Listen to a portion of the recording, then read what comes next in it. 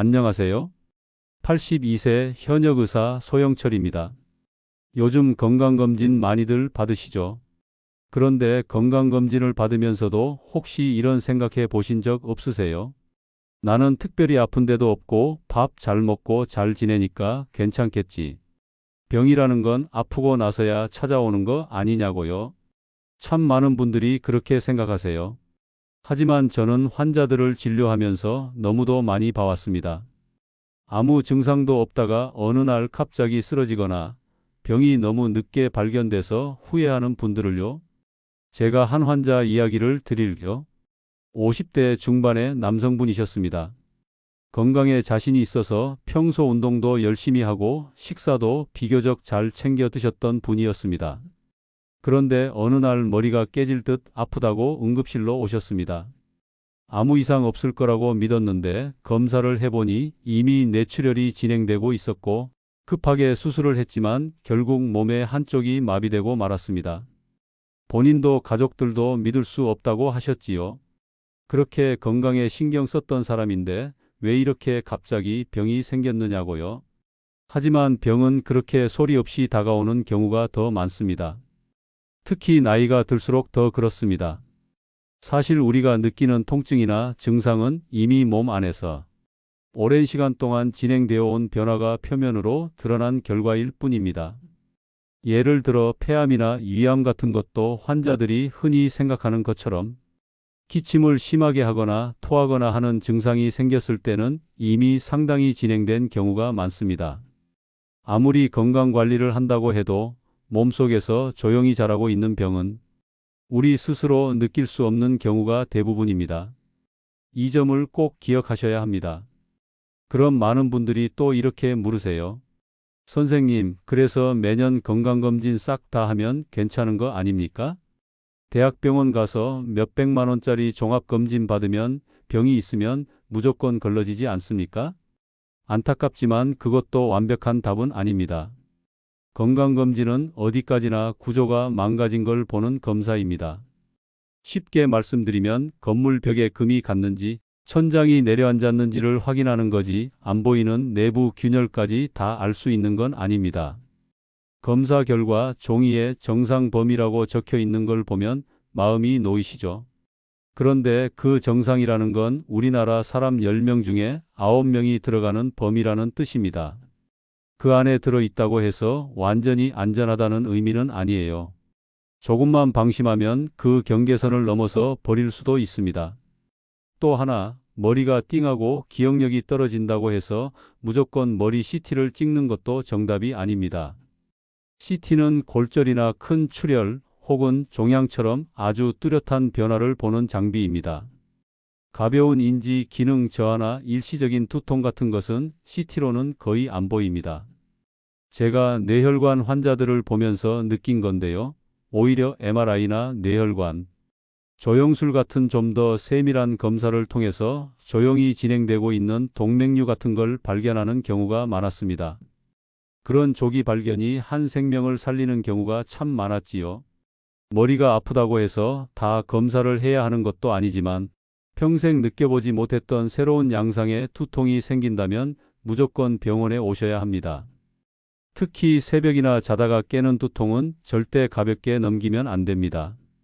뇌에 종양이나 출혈이 있을 때 이런 양상의 두통이 생기는 경우가 많기 때문입니다. 허리가 아프거나 다리가 저린다고 해서 무조건 MRI를 찍는 것도 조심해야 합니다. 척추 MRI를 찍으면 10명 중 4명 이상은 뭔가 이상 소견이 나옵니다. 하지만 이들 대부분은 실제로 통증과는 무관합니다. 나이가 들면서 생기는 자연스러운 변화일 뿐입니다. 이런 이유로 진료를 볼 때는 꼭 필요한 경우에만 검사를 추가해야 합니다. 아니면 검사만 잔뜩 하고 마음만 더 불안해지기 때문입니다. 혹시 이렇게 생각하시는 분 계실까요? 차라리 돈 더 주고 펫CT 같은 고급 검사를 해버리면 한 방에 다 알 수 있지 않을까? 저도 그런 환자분들 많이 만났습니다. 그런데 펫CT는 생각보다 정확하지 않습니다. 몸속에서 당대사를 많이 하는 세포, 즉 암세포나 염증 세포가 빛나는 걸 찍는 검사인데 이건 말 그대로 대충 어디 수상하다 정도만 보여줄 뿐입니다. 초기 암은 못 볼 때도 많고 괜히 불필요한 부위까지 의심되어서 추가 검사를 하느라 오히려 환자만 지치고 돈도 낭비하는 경우가 많습니다. 결국 중요한 것은 내 나이와 가족력, 생활 습관을 고려해서 꼭 필요한 검사를 정기적으로 꾸준히 하는 것입니다. 예를 들어 위암 가족력이 있으면 35살부터 인내시경을 매년 하시는 게 좋고, 대장암 가족력이 있다면 마음부터라도 대장 내시경을 시작하셔야 합니다. 뇌동맥류는 40대가 넘으면 한 번쯤은 뇌 MRI와 MRA를 통해 확인해 보시는 것이 좋습니다. 갑상선은 40대 이후 초음파를 한번 해보시고 결절이 나오면 1년에 한 번은 추적 검사를 하셔야 합니다. 전립선 초음파도 남성이라면 50대부터는 정기적으로 받아보셔야 합니다. 여기서 다시 한번 여러분께 질문 드립니다. 나는 아무 이상 없으니까 괜찮다고 생각하고 있지는 않으십니까? 혹시라도 괜찮겠지 하는 마음에 검진을 미루고 계신 건 아닌가요? 병은 아픈 사람에게만 찾아오는 게 아닙니다. 늘 평범하게 살던 사람에게 너무나 갑작스럽게 찾아옵니다. 그리고 그 순간이 오면 후회해도 돌이킬 수 없습니다. 제가 얼마 전 만난 환자분 이야기를 하나 더 드리겠습니다. 60대 후반의 여성분이었는데요. 20대 초반에 유방암 수술을 하셨던 분입니다. 그 후로 몇십 년을 별 탈 없이 지내셨는데 50대 후반에 반대쪽 유방에도 암이 생겼습니다. 그리고 또 몇 년 뒤 위암까지 발견됐습니다. 그분은 항상 이렇게 말씀하셨어요. 선생님, 나는 늘 아프지 않았어요. 그냥 건강한 줄 알았어요. 근데 속 안에서는 조용히 또 조용히 병이 자라고 있었던 거였어요. 이 말씀을 들을 때마다 저는 가슴이 아팠습니다.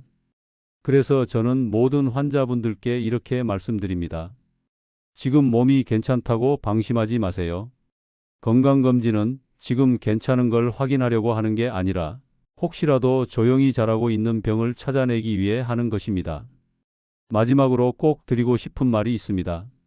건강은 한순간에 무너지고 회복은 오랜 시간과 고통을 필요로 합니다. 건강할 때 지키는 것이 제일 쉽고 확실한 방법입니다.